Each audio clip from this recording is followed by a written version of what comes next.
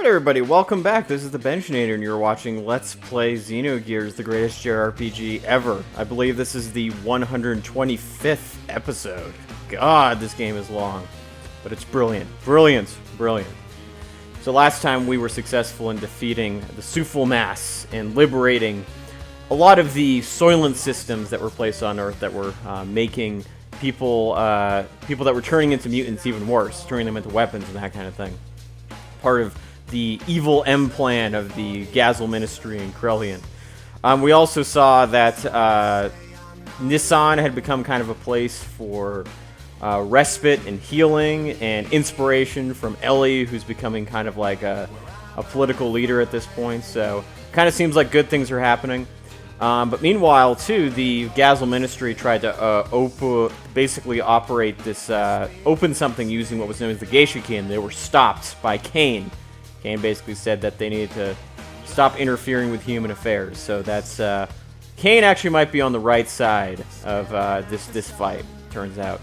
Meanwhile, now we're going to be going into one of the Anima Relic dungeons to find these relics, which had been reported to be the thing that helps create an Omni Gear, or at least aligns with a gear to activate an Omni Gear. And so we need as much power we can to fight Solaris. And so we're going to be, we already found Bart's Omni Gear, we already found one for Citan, we have an upgraded Weltall, but there's other people in our party that probably need Align Anima Relics too. Let's see if that actually works out. So here we go into the Anima Relic dungeon. And there we go. Just started. So the commentary, this is going to be my first post-game commentary in a dungeon. And you have to get off your gears and go over there. I believe that treasure chest that was on the side that I did not pick up, I pick up later. And if I recall, that's a Zeta Soul DX, so it's a full lifer. So these enemies are known as defensors, and they are a total pain in the ass. Because they have this ability called stop, or not stop, but they have an ability called net, which causes stop, or cancels your ether ability. But you're going to be fighting a lot of these guys. I believe that aside from one other creature, this is the only enemy that you fight in this particular dungeon. So net, as you can see, will either stop you, like it did on Rico, or cancel off your ether ability, like it did on Bard.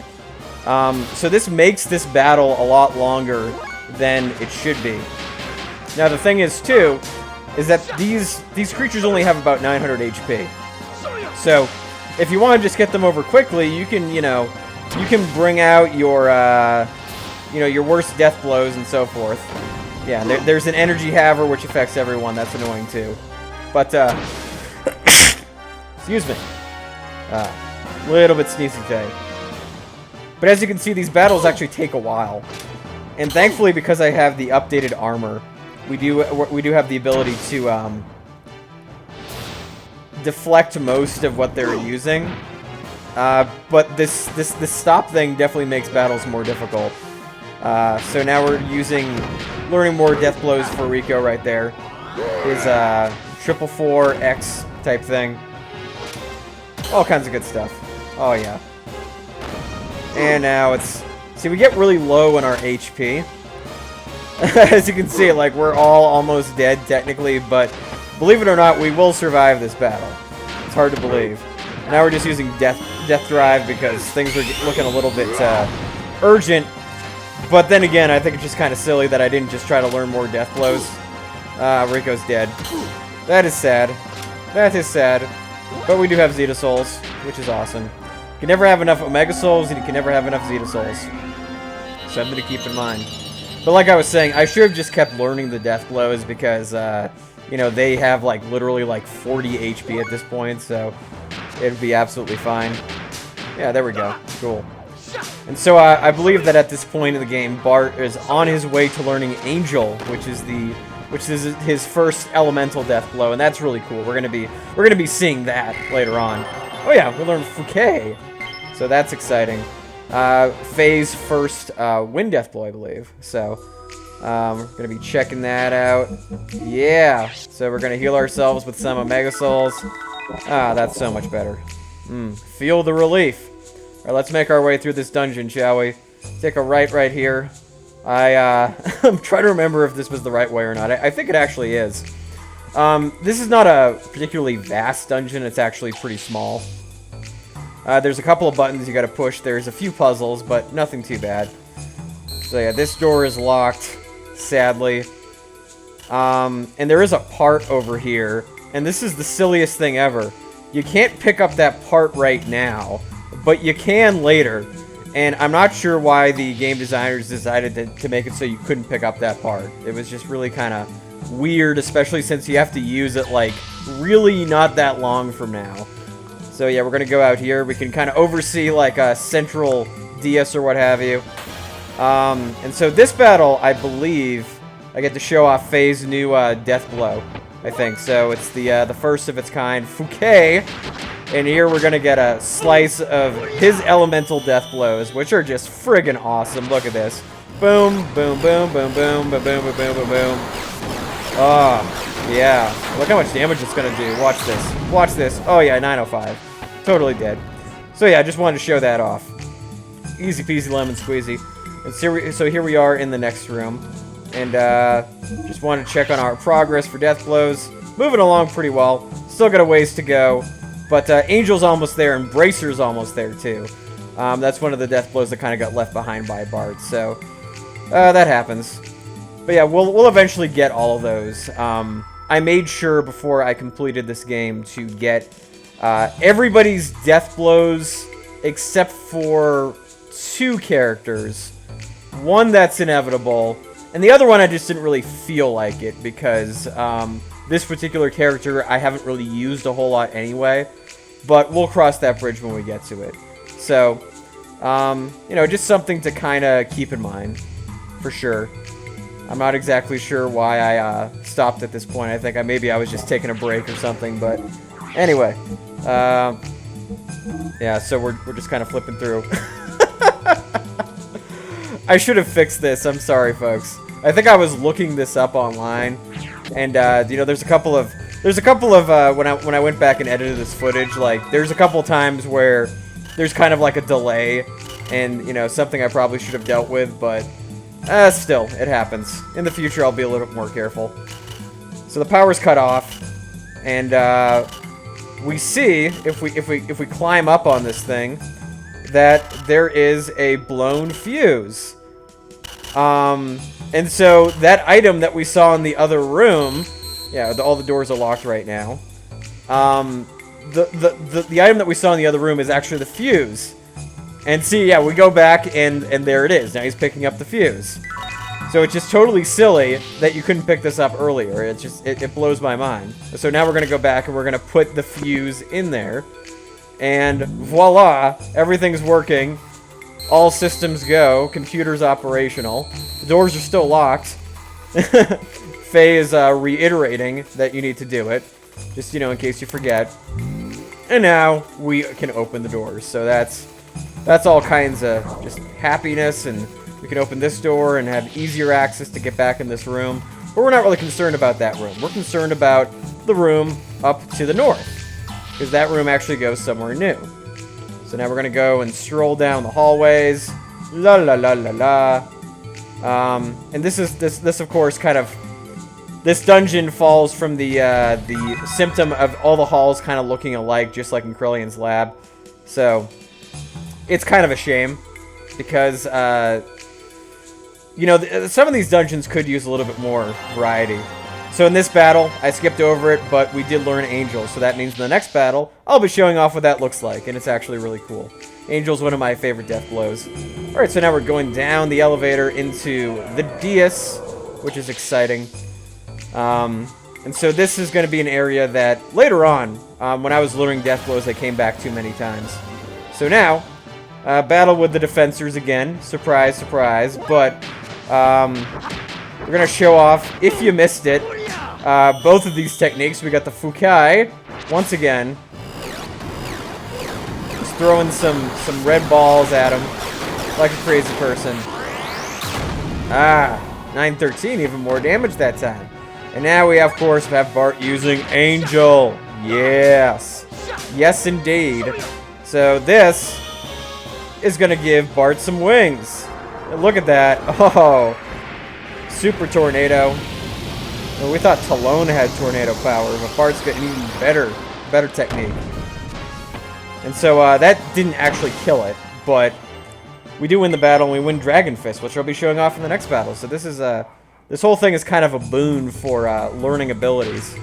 So once again, using the Omega Souls, can never run out of those. I believe I did actually stock up on them before engaging in this particular dungeon for sure. So of course that door is locked. What a shame. Time to save.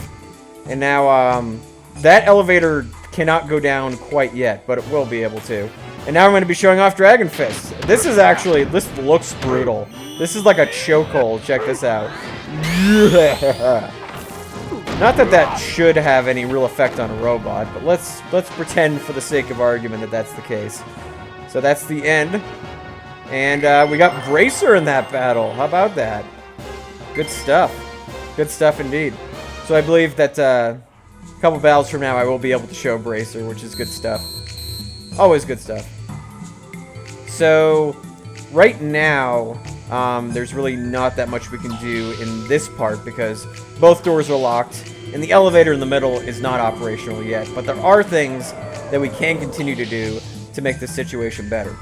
Because dungeons like this, you know, this dungeon isn't so bad in terms of trying to figure out what to do and how to advance the dungeon and do everything. Because, you know, so far in this game we haven't seen a lot of puzzle dungeons. This is one of the few where you actually do get to see that. So it is kind of a nice change of pace. And this enemy, by the way, is what is known as the Death Eater. And as you'll see, as I'll be demonstrating, I just kind of go crazy on using death blows on this guy. But the thing to understand about this enemy is that if you keep using death blows, what's going to happen is that he will actually eat one of your party members, and you won't be able to use him. So he does a ton of damage. And it actually has a lot of HP. However, later on, when we actually get to the point in the game where you're going to be learning death blows, this guy is actually incredibly useful as an enemy to fight. And the reason why is because he has such high HP. And if you don't use death blows, he does nothing to you. Like, he doesn't attack you. It's kind of ridiculous. The only time that he attacks you is if you use death blows. So, as you're going to see in just a few minutes, after some after some harsh combat, this guy is going to start to, death blow users will be eaten. And this is exactly what happens. Is Rico, as bulky as he is, gets swallowed up by this guy. Which is, of course, a shame. Because Rico Banderas is awesome. I haven't used him a whole lot. And we haven't used Tenbu in a while. Boom. Backhand into the floor. But of course I'm not really helping myself because now Faye's gonna get eaten too. So this is I finally decide actually after what is it? Yeah, I just stop using death blows. I'm like, okay, no. And so then I run away. So that's that's kind of how that battle goes. Okay, so we've entered a new room. And so this is Xenosoul DX. That's the other treasure you get on the outside.